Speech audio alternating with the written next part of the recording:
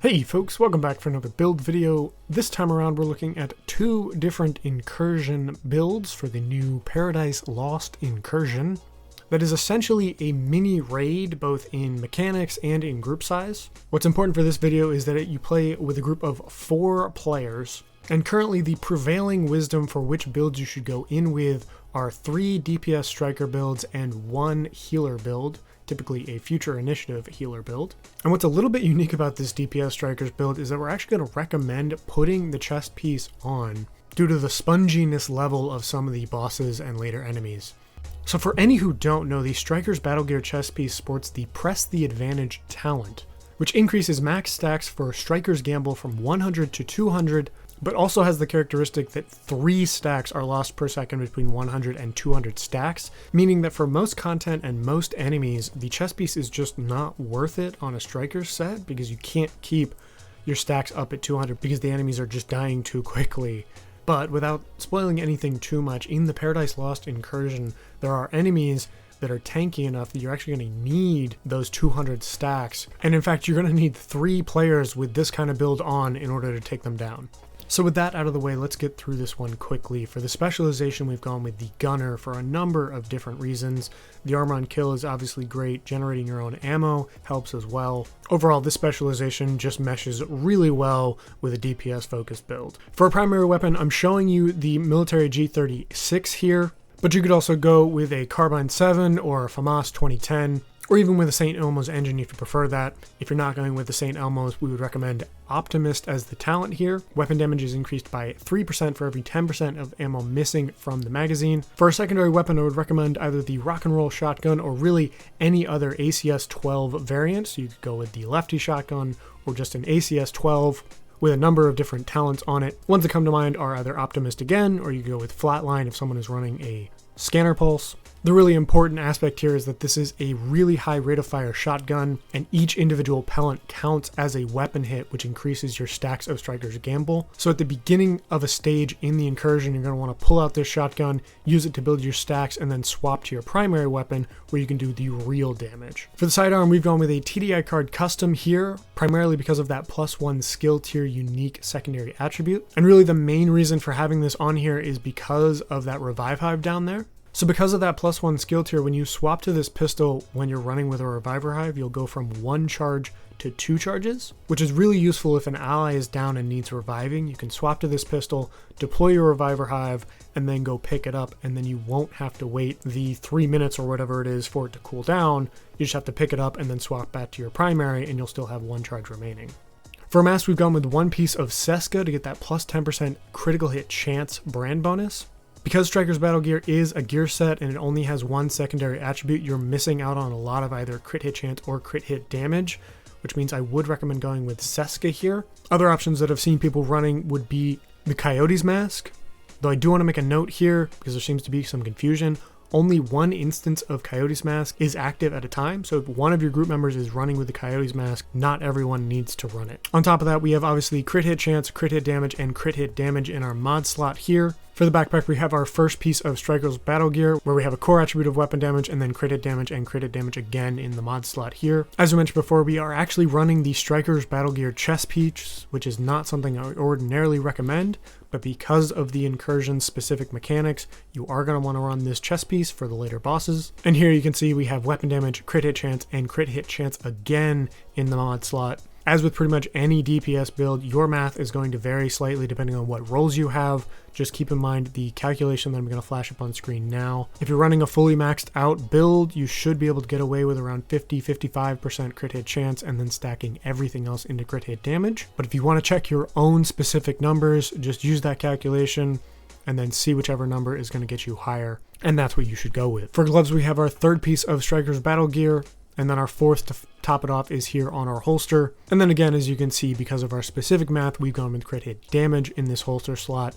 But again, if you need more crit hit chance, these attributes are where you can obviously roll more on if you need it. And then last but not least, we have our knee pads here of Fox's Prayer. The rifle damage is wasted, but that damage to target out of cover secondary attribute is just so powerful in terms of the multiplicative damage that it provides.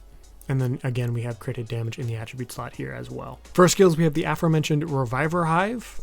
And then we've gone with the Riot Foam Chem Launcher as our secondary skill, though this one is certainly more of a preferential or situational pick. Depending on what the rest of the group is running, you can go with Riot Foam, a decoy, any number of other support skills if you need them. But ultimately, your role is to just dish out as much damage as possible if you're one of the 3 DPS builds in the group.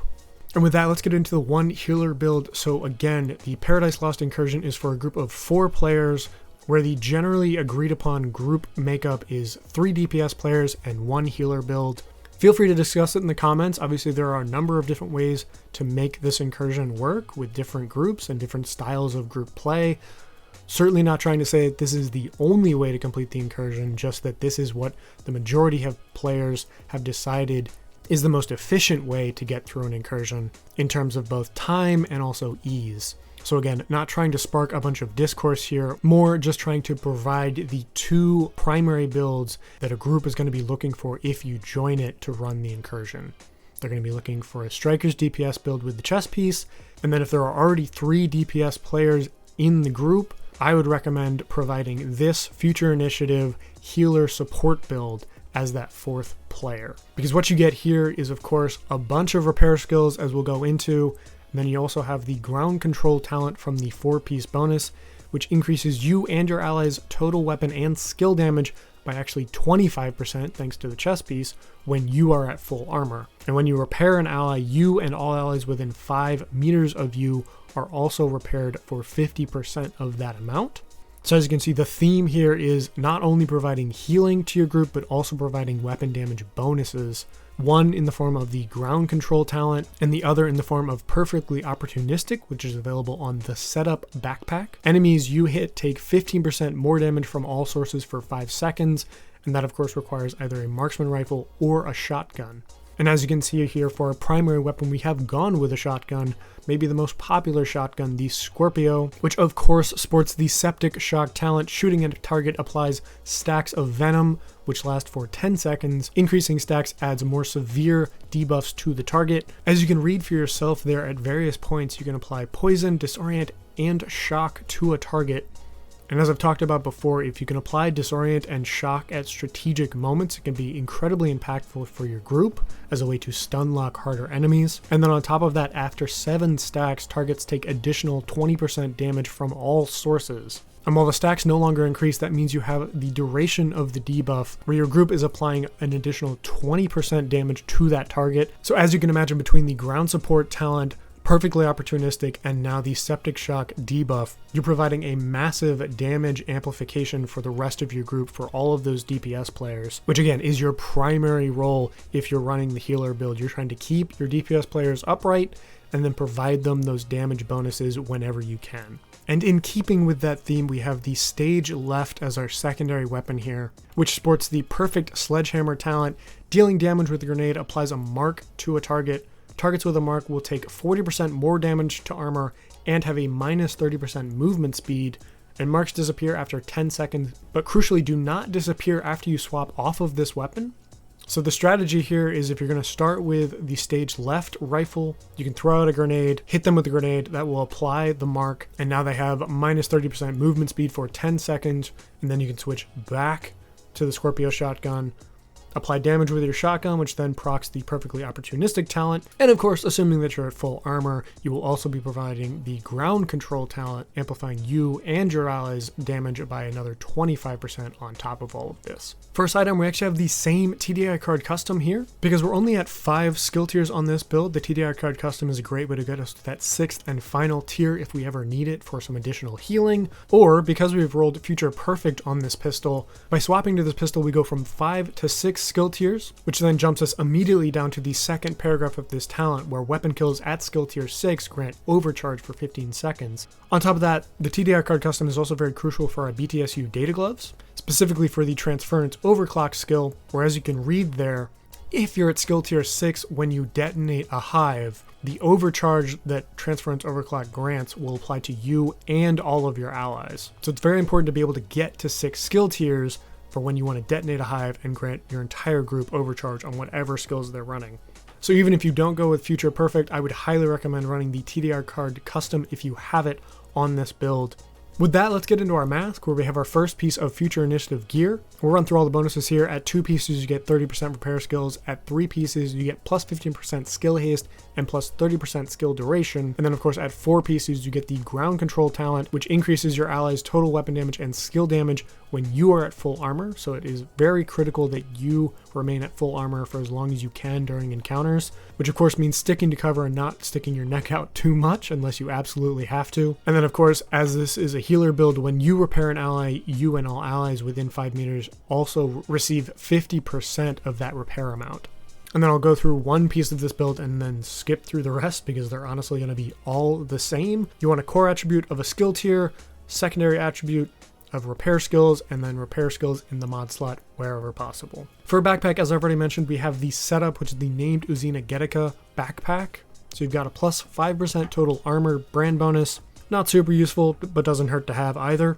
And then on top of that, we have an armor core, and then secondary attributes of armor regen, and then we've rolled repair skills, which is the more important one. I think ideally if you get a piece, you're going to actually want skill haste and repair skills in those secondary attribute slots, but as long as you can re-roll repair skills, you're going to be fine. And honestly, some armor regen to help maintain 100% armor for yourself isn't all that bad of an option to have. For chest, we've gone with our second piece of Future Initiative, and I would of course highly recommend this specific chest piece as it does increase your ground control damage bonus from 15% to 25%. And then for our gloves, we have the BTSU data gloves, which of course sport the transference overclock skill, where of course the party piece of this build is being able to detonate a hive and refresh your skill cooldowns and grant overcharge to you and your allies as long as you are at skill tier 6. So on this build specifically, whenever you're going to try and proc transference overclock, you're going to want to switch to your pistol first, getting you to a 6 skill tier build, and then detonate your hive to make sure everyone is granted that overcharge bonus. And then for our holster and our knee pads, we have our 3rd and 4th pieces of Future Initiative, getting us to those 3 and 4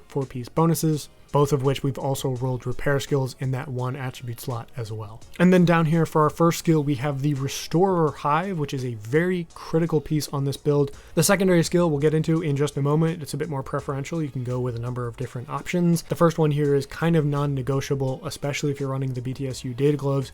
You need a hive of some sort, and you're a healer build, so the Restorer Hive just makes sense, and I honestly can't think of a good reason not to run it. It's a really powerful source of healing for your allies. It is obviously a stationary skill. For Paradise Lost specifically, I've found there are definitely times where you can just set it down and leave it, and then there are other times where you're going to just have to run around a little bit to get the optimal position for it. And then for the secondary skill here, I've started with the Scanner Pulse just to point out that you don't have to go with another healing skill if you don't want to. The Hive and the ground control talent in and of itself are very powerful for healing. So particularly for DPS builds that are running both Flatline and or Pulse as their talents, the Scanner Pulse is a really great thing to have. It's another way to amplify damage for those talents, or specifically to proc them at all. But given that this is a healer build, running with 2 healing skills is not a bad thing to do either. And because we're running the Survivalist specialization to get the Triage talent, which increases our outgoing healing by 15%, we also have access to the Mender Seeker Mine here. It's not the most powerful healing skill, but what it does have is the ability to follow around an ally, and also given how low it is to the ground, enemies have a hard time shooting it down, meaning that it's going to be active for the majority of that duration unless it is specifically targeted. On top of that, if any of your allies are running the perfect companion chest piece, the Mender Seeker Mine is a great thing to tag onto that player so that they can then run around with that skill procced 100% of the time. And then the other main option that I'll get into here is the Fixer Drone. Again, another healing skill, and if you're running with this one, you can actually go with the Technician specialization instead of the Survivalist. But regardless, the Fixer Drone is a nice thing to have, and of course the Fixer Drone has the added bonus of being able to follow around an ally. You can just use this from an isolated corner and direct it to whoever needs the healing most. One last note here, since these are tailored specifically to the Paradise Lost Incursion, I want to note that if you can, run with a mic, especially when you're running with a random group, as this helps increase the amount of communication that you can have with your group members. And even though it is only a mini raid, there are some mechanics that I would highly recommend having a mic on if you can, because it just makes it so much easier to identify when you need to do certain things. Obviously, there are some toxic people out there, so if you find yourself not enjoying a group, don't feel like you have to stay, but I would recommend using a mic if you can get your hands on one, as it just facilitates a much faster clear time and a much easier time overall for everybody. With that in mind, good luck out there, and please be kind to each other. Along those lines, like this video if you liked it, subscribe if you want to see more like this, and thank you so much for watching. I will see you all in the next one. Hostiles detected. Heads up, Agent. Cleaners on site. Take out those hostiles and secure the garden.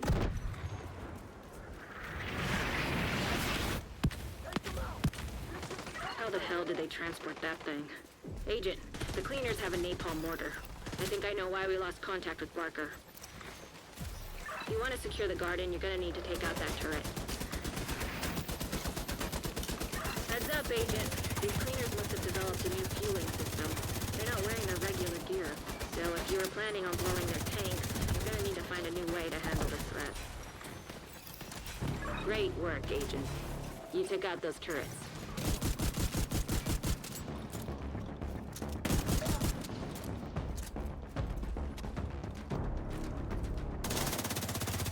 Agent down.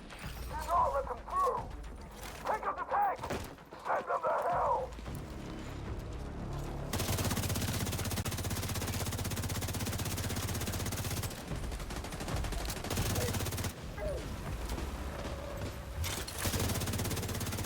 An agent needs assistance.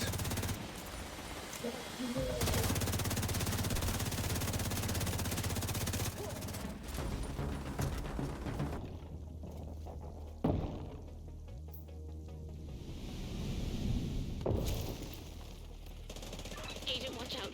That's the cleaner that killed our security team. He's using some special fuel. The flames had a weird color and decimated everything in their path. Please,